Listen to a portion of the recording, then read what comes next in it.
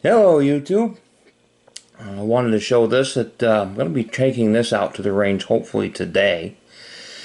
This is a Mossberg 590 Shockwave.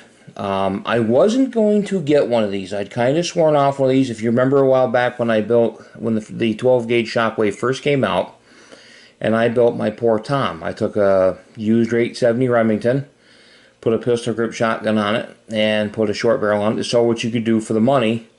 And I actually liked that gun's grip better than I did the 590 Shockwave. Well, that was the 12 gauge Shockwave. This is a 410 Shockwave. And I got this because you hear a lot of people say that 410 is not good for personal defense. Well, it's not as good as the 12 gauge when it comes to buckshot.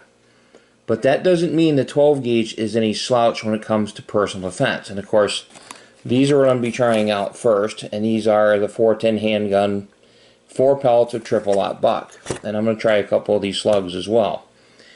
And I can tell you from shooting 410, 410 is no slouch when it comes to buckshot. A lot of people just kind of laugh at the 410. Well, it's nothing to laugh at. And there's a book out there that I have. You can look it up. It's called The Other Mr. Churchill, and it was written by Robert Churchill. And Robert Churchill was a British gun maker. Have you ever heard of Churchill shotguns? And he also was, for many years, the early father, at least in that country, of the forensic sciences when it came to firearms. He was the first person to use a comparison microscope. He took 2 microscopes to basically duct taped them together so he could compare bullets. He was also one of the first people who ever truly believed and could prove that you could take one bullet and match it to one gun as far as the rifling goes, and the same with the firing pin and the primer. Up until the early teens and 1920s, that science was unheard of. And one of the things and he testified in hundreds, if not thousands, of criminal cases, both for the prosecution and defense, depending on who hired him. And one of the things that he wrote about is one of the more popular weapons that people used to kill each other in England at that time were 410 shotguns. 410 cut-down shotguns especially. And these were mostly one-shot kills. And they were deadly at close range. And they were the weapon of choice for basically whatever criminal could get their hands on one. They were mostly these single barrel or double barrel shotguns, and that's what they used. And they were deadly. And the 410, again, like I said, and one of the reasons I got this is because of the recoil of the 12 gauge. Now everybody's like, well, gee, it's not that bad. With me, with having a couple surgeries and with the screwed up arm, a 12 gauge pump is just not feasible for me anymore. I could have gotten the 20 gauge. I thought about it. But since I've got 410s and I've got 410 ammo, and I like 410 because it's light. This gun weighs, 4.5 pounds. I wanted to see what could be done with the 410. I almost got the new Henry axe, the lever action, but I decided against it. And it was between this and a Stoeger coach gun. And you can't get a Stoeger 410 coach gun right now unless you really do some digging. And there's some of the auction houses that you can buy it from that I don't like doing business with. So I just decided the local shop had this on the shelf. So I decided to snag it. And the one thing I did was, if you see here, I saw a couple of these online where they sell these leather covers for the grip, because this thing is very slippery. You see a lot of guys tape, and you'll see them staple it. I didn't really want to take this off and staple it. So this is just a piece of rawhide, basically suede, that I took, and I tied this on here with some leather lace, and it's not going anywhere. It really gets a nice grip to this, and this actually acts almost like a finger groove, so that's not bad. The other thing I did was, I've got a sling for it. I'm kind of working on the sling a little bit. I'm going to try to find a light for it, something to see if it's hard to. I will say the problem with the 410 is it is hard to find the accessories for. I think because it's also the newest version, it's going to take a little while longer. So I've got to try to find a light for it. Maybe I haven't decided what I'm doing as far as the light goes. I'm going to shoot it first, see how much I like before I go hog wild on the accessories. And the one thing I did with the sling is I did add this.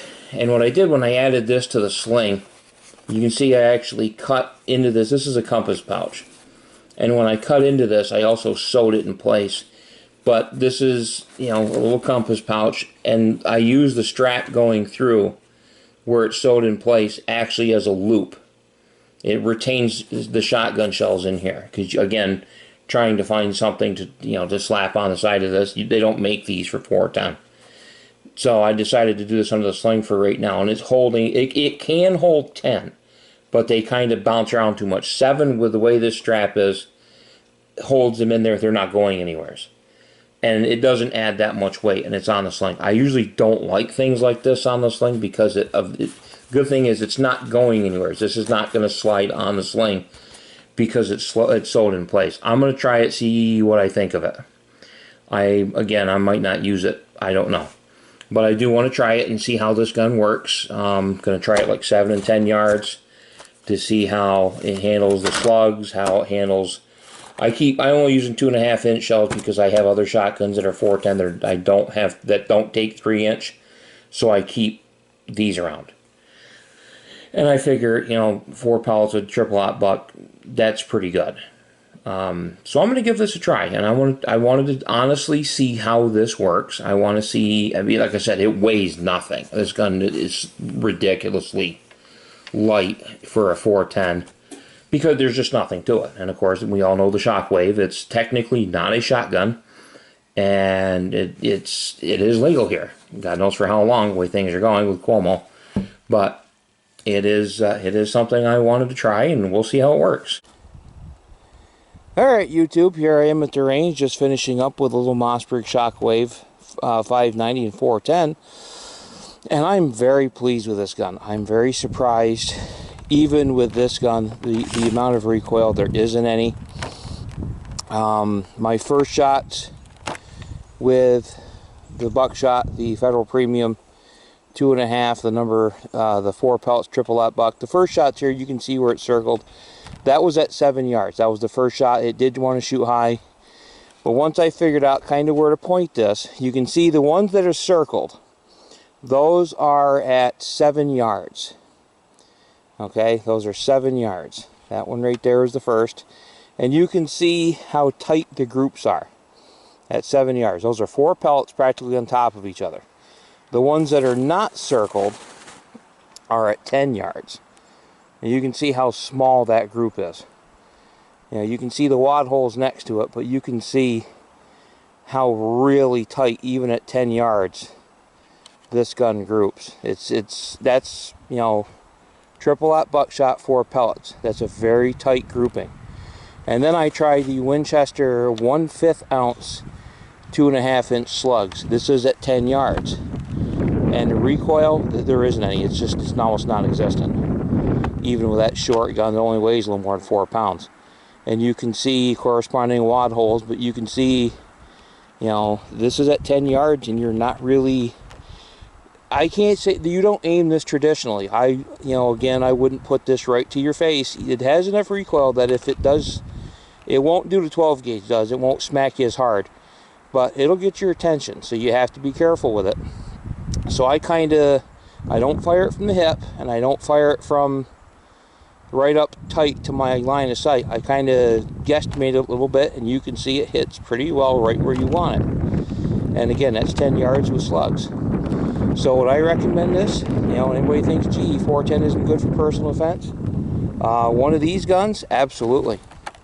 Try it out with buckshot. I'm going to try to get some number 4s. I might hand load some number 4s. You know, number 4 buckshot, not birdshot, to see what it does. But as far as for a good personal defense gun, absolutely. Absolutely. If you don't want the recoil of the 12 or the 20 and want a nice gun that you can shoot, this is it. So have a good day, YouTube. I hope to do some more with this gun. And yes, that little bit of suede leather, just that really helps keep the grip in your hand. It doesn't go anywhere at all. So, have a good day, YouTube.